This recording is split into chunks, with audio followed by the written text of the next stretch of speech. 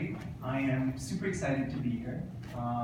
I came in yesterday for a little while. I sat in, and I really enjoyed some of the talks that we had. John Bruce from yesterday was one of the people who segued me into being at Parsons. So it's really lovely to hear one of your mentors kind of speak and bring you back full circle. So I've really been enjoying my time, so I'm really glad that I'm getting a chance to be a part of this, and I'm going to be involved in your classes every Monday evening as well. So this is not a one-time thing. I look forward to working with you guys more.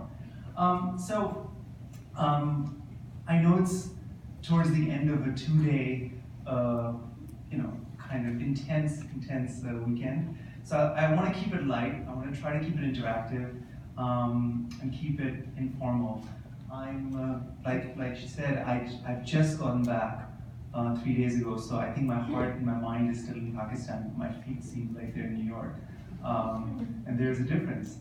I know some of you are familiar with that part of the world, and things work quite differently here. Ideas get permeated quite differently, and some of the stuff that we speak about here, stateside, resonates very differently over there. Anyway, my initiative is called 1432, and I'll talk more about why that is and what that means. But I want to give you a little bit of a background first. I didn't want to put up a resume as well, but I'll try to show you just some images, what I used to do before, that are quite embarrassing.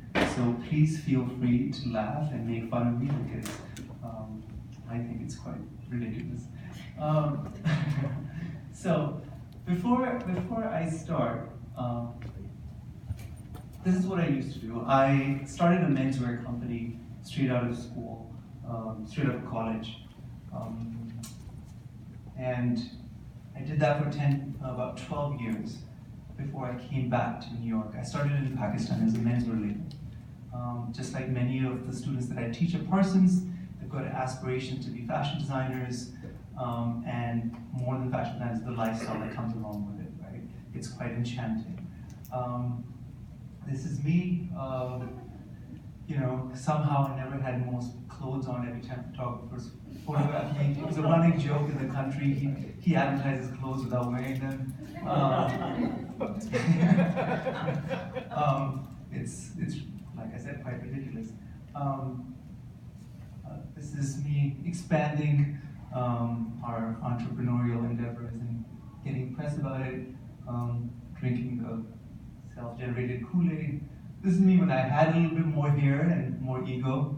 Not a humble picture, but I was doing denim. This is one of the ones I like. I'm just skipping through.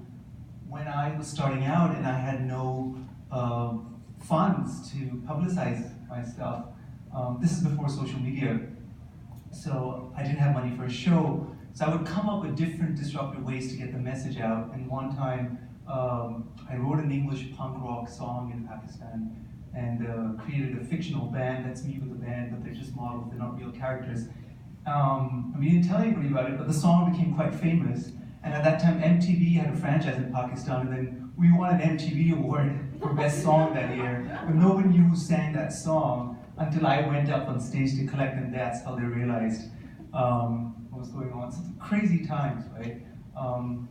But I picked that slide just right now. I wasn't going to be the presentation, but just talking about how even today, the only thing similar between what I do today and me back then is I've always tried to figure out how I don't subscribe to a system of messaging, a system of manufacturing,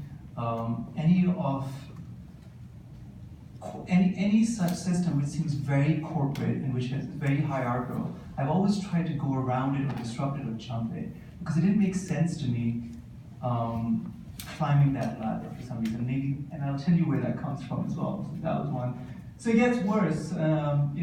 You get the scandalous, lifestyle where your parents find out that you got married, or you elope from the news before you get to tell them. Then you really sell out. You start franchising and launch your own nail polish because you want a new apartment. And then it ends in a really bad way. Endorsements for telecom companies. Wow. For a new TV or couch or whatever you want, right? So I did this for 10 years. And why am I wearing a green hoodie and a green suit in front of you? This. It's my acceptance letter at Parsons. I was very privileged and very lucky to get a lot of this stuff or be able to achieve it, luckily, at a very early stage of my life. And the lucky part was that it made me feel quite hollow.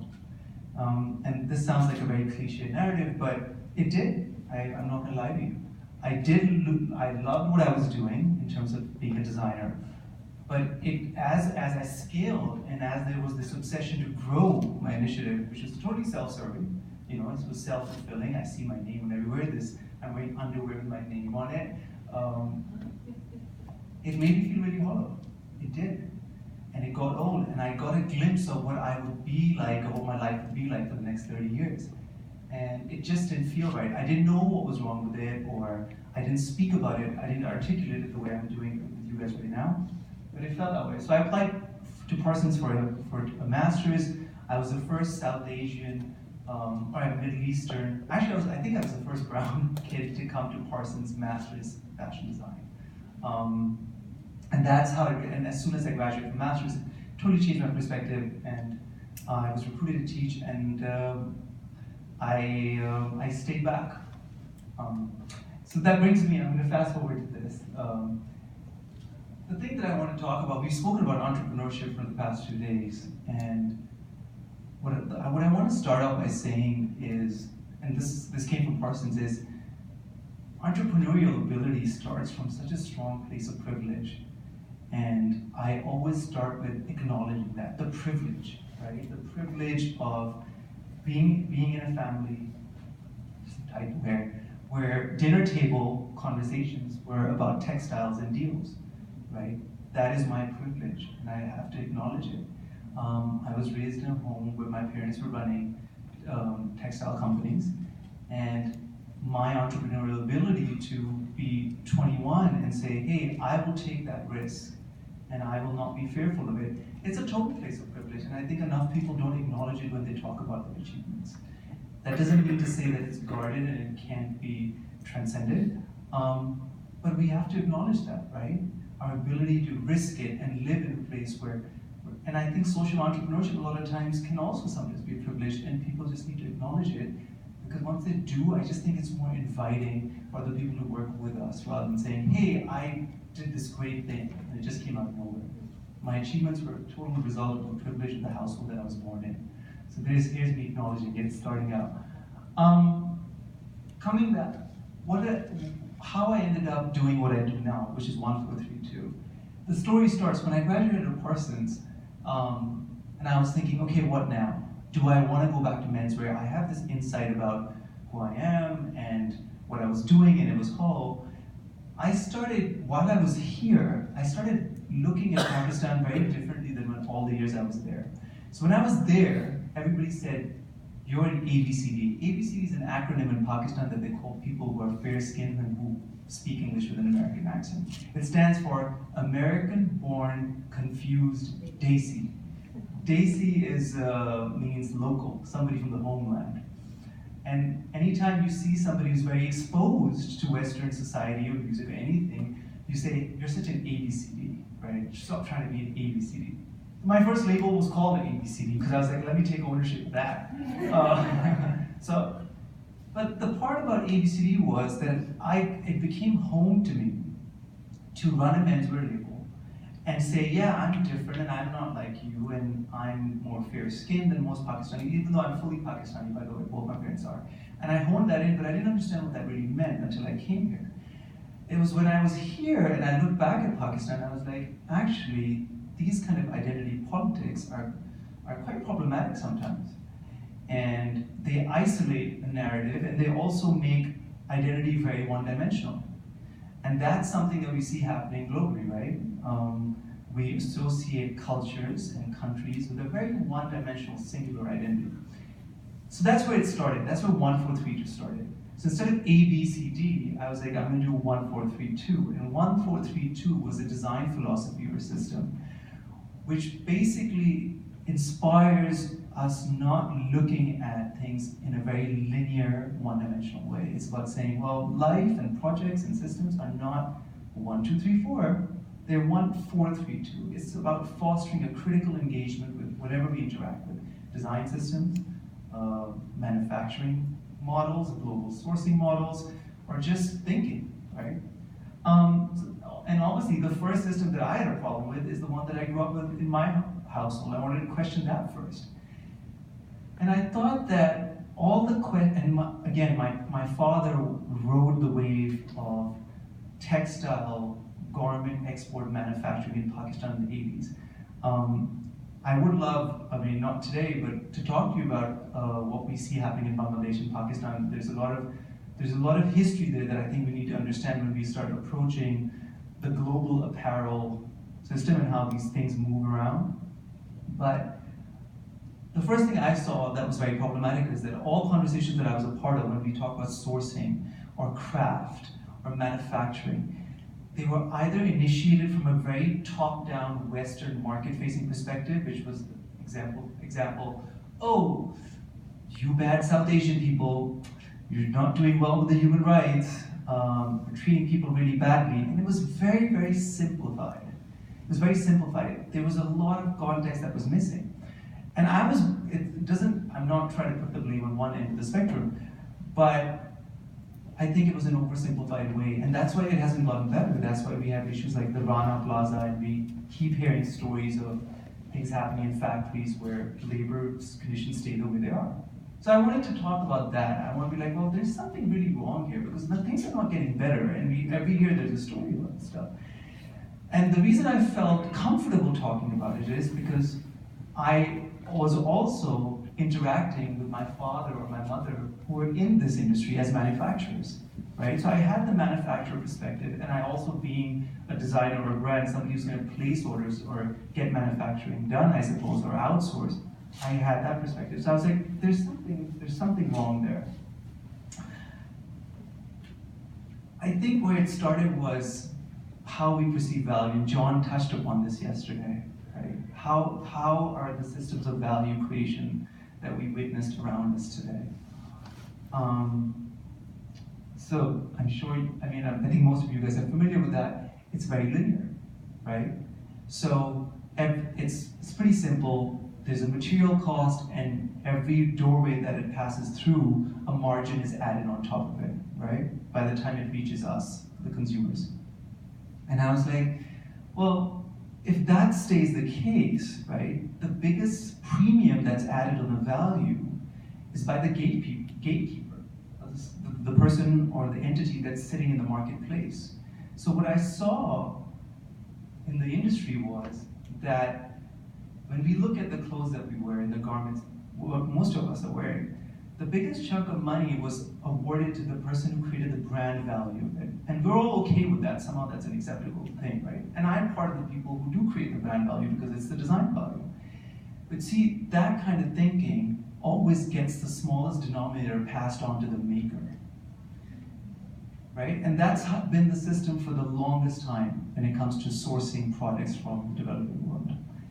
And I was like, well, how do we step out of this pyramid of value, right? How do we step out of how there's some kind of equal share? Because we jump to the idea of being like, oh, you're not paying fair wages, or the worker conditions are really bad.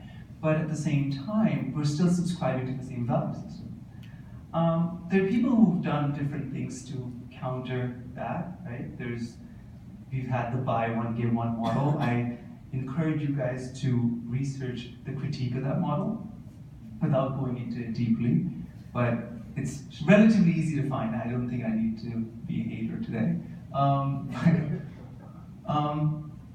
And then there's I call it the consumption absolution thing, where, hey, you're being super consumptive, you're consuming, but at the same time, you gave one away, so you feel good about it, you've done your part, right? But you're going to continue to consume.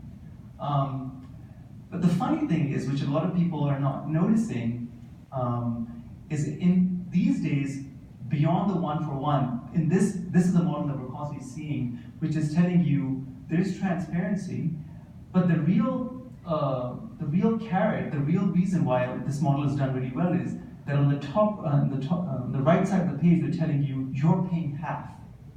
You're paying half of what you would pay if you bought it retail. Buy it from us, and it's a great deal.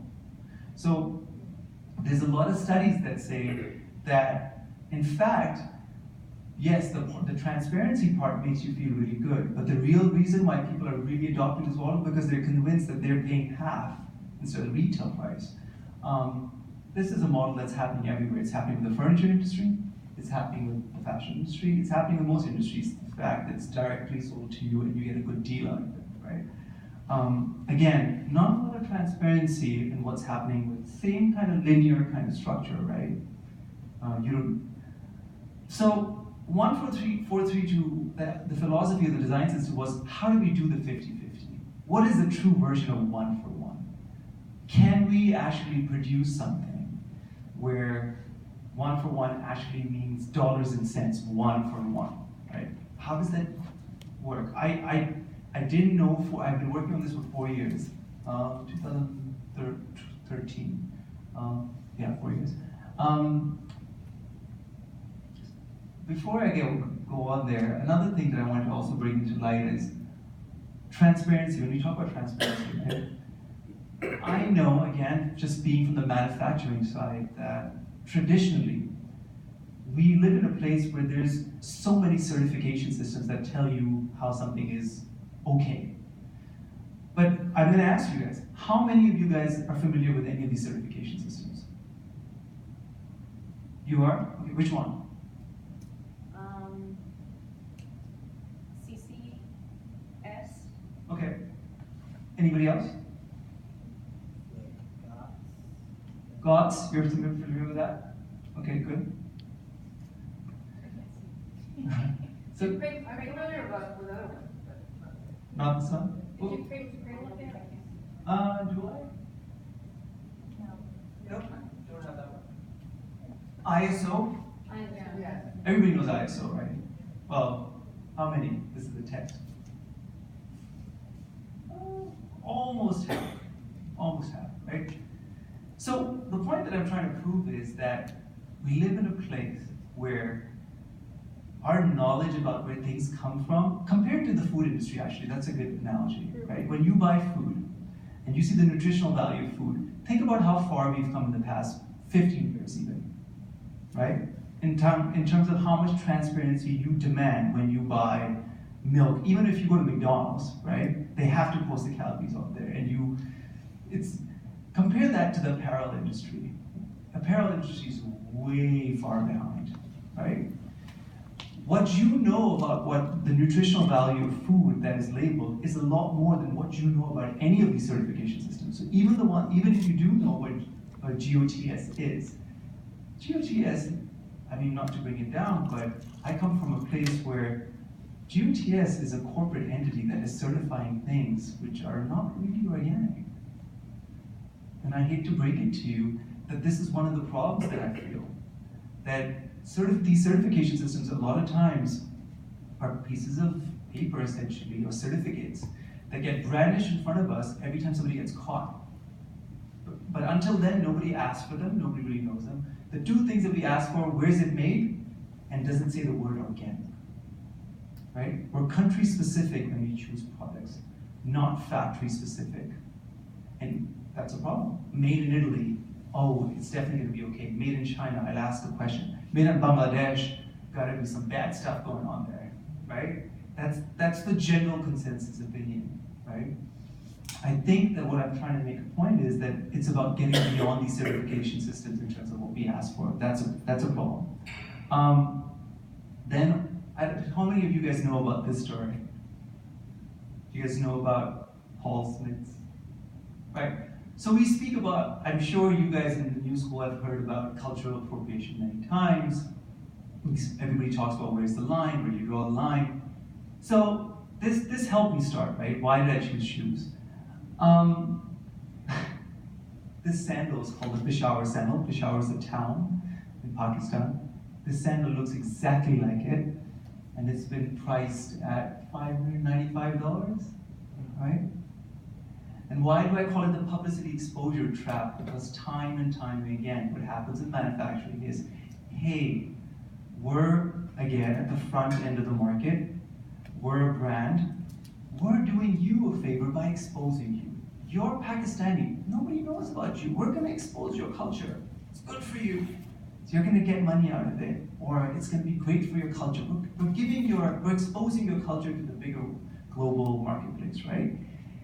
That narrative has been there for such a long time, and again, is very problematic because exposure does not necessarily translate into that culture benefiting or profiting from it. So as crass as it sounds, when people ask me about cultural appropriation, where I draw the line, I was like, it's very simple. I try to follow the money trail, right? I was like, you want to talk to me about appropriating culture? Tell me who benefits. Does the community that you're speaking about, how much ownership do they have of what you're talking about, right? What is your split with them? What is the power dynamic with them? That's how I look at appropriation.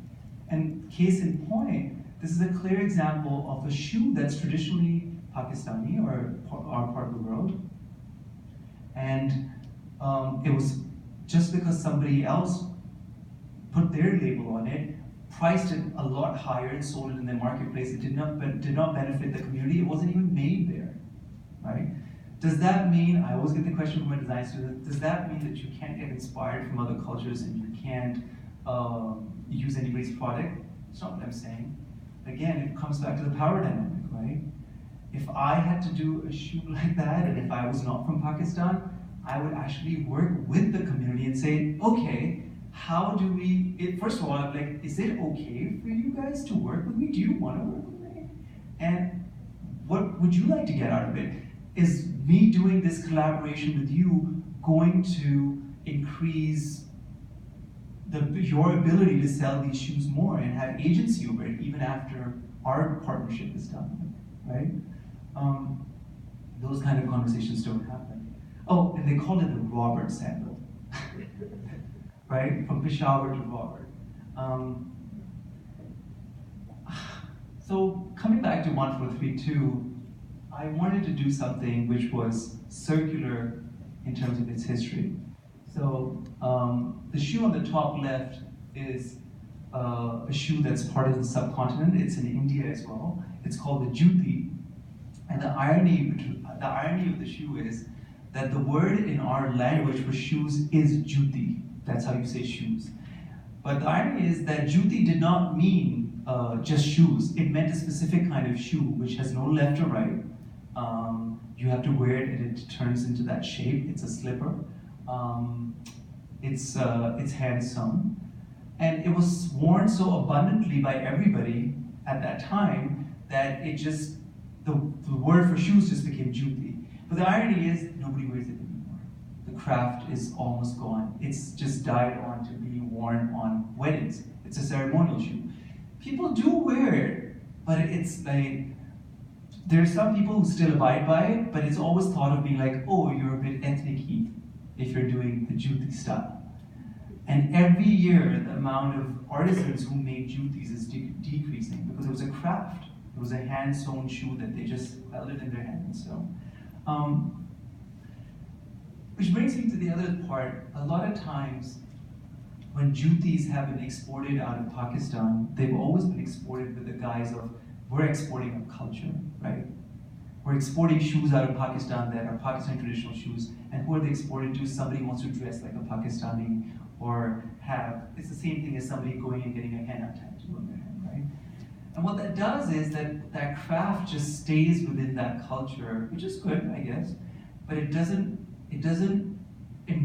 not translate into 21st century utility. And one of the things that I wanted to always talk about is that when I approached the juti, I didn't want to export our culture. Pakistani culture does not need export. It doesn't need me either. You know what the juti artisans need? They need agency to sustain and grow their craft. The artisan of juti does not care what the juti looks like. He couldn't care less. he wants to be able to be in a marketplace where he sees himself being able to make more jutis, right? So a lot of times, if we continued, I thought if we continued sending the jutis to the US or Europe, any foreign markets the same way they are, the craft is just going to keep going which way it's going, right? So, quick history of shoes. Industrial Revolution came, jutis stopped, shoes stopped having left, no left right, and they had left right. They were mass produced, prices went down. The next big change was when vulcanized rubber came. That's our common sneaker. What I've tried to do is kind of mix the two, right? The only way I see jutis surviving today is, one, if they're as comfortable and can take the kind of beating a sneaker can. So how do we use contemporary materials, that kind of technology that comes into jutis, and still retain the making, so the craftsman does not become redundant, the craftswoman doesn't become redundant. That was the philosophy behind it. Cause. I wanted to do the craft, but coming back to what I initially started with, I wanted to talk about my privilege to have the access to be here, to get exposed to this education. I realized that that's a problem in Pakistan, where some of the communities that I speak about, they have no pathway to get access to the kind of opportunities as entrepreneurs that we have, or just to be even, to think that way. The road is so, there's no roadmap for them to get there. So because I was in education myself, I wanted to look at Pakistani education. I didn't know much about it, but I was like, this is something that I want to look into. So it started with me convincing professors from Parsons to go to Pakistan, which they were like, hell no. Nobody wanted to go. They're like, it's so dangerous. And I literally had to pull out reports being like, well, the chances of something happening to you in Lahore, in my city, compared to the chances of something happening to you in a city in the US. And I was like, plus I'm gonna get on a plane with you. And I literally had to sit, grown men and women, I had to sit on the plane with them, chaperone them, and get them to Pakistan myself. That's how they went. That's one of my mentors, Kyle. He used to teach here in the MA program. But when they went, it was amazing. It was amazing. They were blown away by the potential of the students. It started with us organizing these design workshops in a university in Lahore. That's where my initiative started. That's what the school looks like. Quite different from Parsons, right? If you compare it to our UC, which is like white buildings, that's their art university. That's the courtyard. The workshops went really, really well. And in the workshops, I had an aha moment before I go there. In the workshops, I had an aha moment where I realized, okay, there's definitely potential. How do those individuals, again, now have the access to the opportunity that I have here? And that's where at first I was like, well, maybe it's just about raising money for them. But then I was like, apart from raising money, how do I make sure that they have the same opportunity to get to the same colleges that I do? Can one of them get accepted at Parsons at the new school? How does that happen? How do we write our college statements? How do we get those scores in our SATs? And I didn't want to, again, do any products that cater to the same privileged class from Pakistan, right? So I was like, let me go research backwards. And I started visiting schools in rural areas of Pakistan. This is me, this is about 2 years ago. What I wanted to do was, I researched places where the state education system had really failed. And ironically, I mean, it's not ironic actually, wherever there was a vacuum of power and state resources were really scarce, what do you think was going on, right? There was another kind of thinking that had come into play, and somebody else had moved in and said, well, here's a place where the state has totally failed. Come, we will support you. You can come to our school where you'll have to learn about a bunch of other stuff alongside. And we'll school you and we'll take care of you, right? So you guys know where this is going, right? And that's how these communities were falling prey to a narrative which was sometimes violent, sometimes angry. So I went to those communities and I had no idea that I was going to do shoes. I had no idea. I was just visiting because I wanted to do something with education. That was research. that's when I realized this is an opportunity to do something with them. And I wanted to use my entrepreneurship endeavor with design to somehow fund them. These are some of the pictures of the schools. The design system, how did I do it? Really, really quickly, and I think we'll open it up to Q&A because you guys can have questions for me as well. There was a craft, the craftspeople didn't want to make this kind of shoe. It sounds really easy. So it wasn't like I just went in there and we just started producing the shoes and everything is a great story. It was a 400-year-old craft. They wanted to do things the way they wanted to do. They didn't need somebody from the outside being like, hey, do them this way. So that approach of just coming in and saying, I know what's right for my market and you should just manufacture for me, those are the kind of relationships that just don't work in those kind of communities if you really want to work with the artisans. So I realized I can't outsource this. We're gonna have to do this in-house. I have no idea how to make shoes. I'm a fashion clothing designer. Some of those you know, accessories are a totally different ballgame, right? And I got so frustrated working with different factories. Again, same hierarchical structure, same linear production, same sense of cost structures. I'm like, you know what? I'm just gonna go into the shoe business. I had no, and how I went to the shoe business was, it's just 3 people. I was like, okay, I'm not gonna be sales driven. I'm not gonna put up a 5-year projection. I'm gonna start getting a community of people together who are interested in doing this. And I'm gonna keep it super lean because I'm not in a hurry to expand. And I didn't take any outside investment. I put money out of my teaching every month. It's a true story. Little dollars and cents just to start it slowly because I wasn't in a hurry. This is the community that we've created where we produce the shoes in-house. That's Ijaz. I don't like putting pictures of brown people without having their names. I think that's probably what I do. That's Ijaz. He's our head pattern maker. That's Rafia.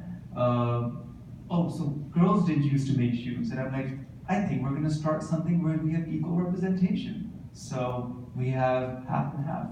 And for Pakistan, especially in the manufacturing sector, it is a bit of a big deal. So that's Rafia making the shoes.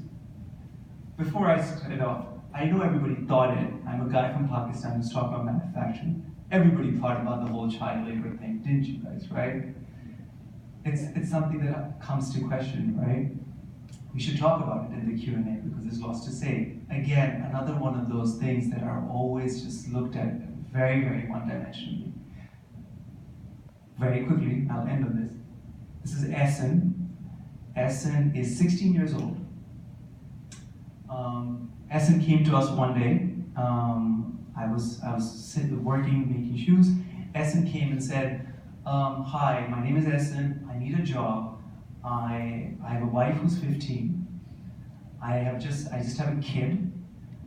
And I need to work. I will clean.